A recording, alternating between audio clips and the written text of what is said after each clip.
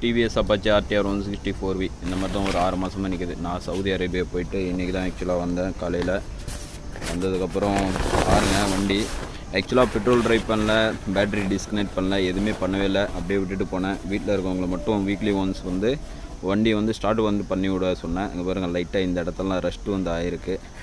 அதுக்கப்புறம் இந்த சைலன்சரில் லைட்டாக அங்கங்கே ரஸ்ட் ஆகிருக்கு. அதுக்கப்புறம் இது ஆக்சுவலாக ரெய்னி சீசனில் ஓட்டினதுனால தான் இந்த மாதிரி இருக்குது. அதர்வைஸ் எந்த ப்ராப்ளமும் இல்லை. வண்டி வந்து ஸ்டார்ட் பண்ணி விட்டதுனால இன்ஜின் டாப் சைட்லலாம் லைட்டாக தேங்காய் நெய் ஊற்றிட்டு போனேன். நான் வந்து ப்ளக் சைடில் கொஞ்சம் ரெஸ்டிங் வந்து இஷ்யூ வந்து இருக்காது அப்படின்னு சொல்லிட்டு, அப்படி இருந்தும் அந்த நட்டில் வந்து ரெஸ்ட் இஷ்யூ வந்து இருக்குது. லைட்டாக ரெஸ்ட் ஆகிருக்கு.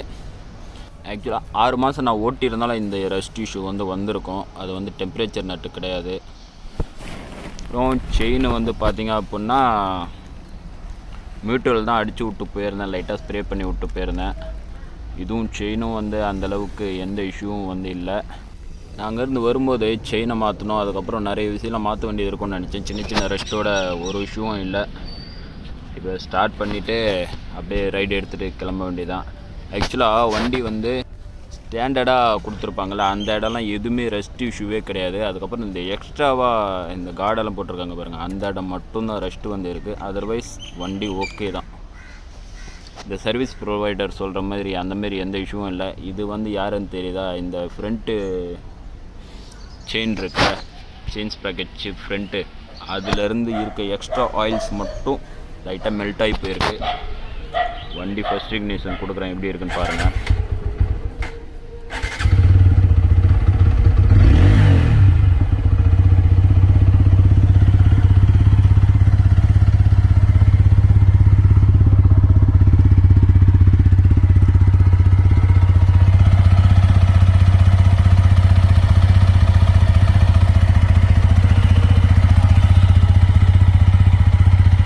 வண்டி வந்து 12,986 வந்து ஸ்டார்ட் வந்து பண்ணேன். இப்போ பாருங்கள் 13,160 இவ்வளோ கிலோமீட்டர்ஸ் வந்து விட்டுருக்கேன். அரௌண்ட் 174 கிலோமீட்டர்ஸ் வந்து ஓடினதுக்கப்புறமா இப்போ வந்து சர்வீஸ் வந்து விட்டுருக்கேன். எல்லோரும் ஊருக்கு போகும்போது 6 மாதம் 1 வருஷம்லாம் வண்டி விட்டுட்டு போகிறோம், ஃபாரின் போகிறோம் அப்படின்னா வண்டி வந்து பெட்ரோல் வந்து ட்ரைவ் பண்ணிடுவாங்க. அதுக்கப்புறம் ஆயில் வந்து எல்லாத்தையும் ட்ரைவ் பண்ணி விட்டுட்டு போவாங்க. நம்ம வந்து அப்படிலாம் கிடையாது. வண்டி ஸ்டார்ட் பண்ணிவிட்டு டேரெக்டாக ஒரு 174 கிலோமீட்டர்ஸ்க்கு வரைக்கும் ஓட்டிட்டு இது வரைக்கும் எந்த ப்ராப்ளமும் இல்லை. இப்போ வந்து சர்வீஸ் வந்து விட்டுருக்கேன்.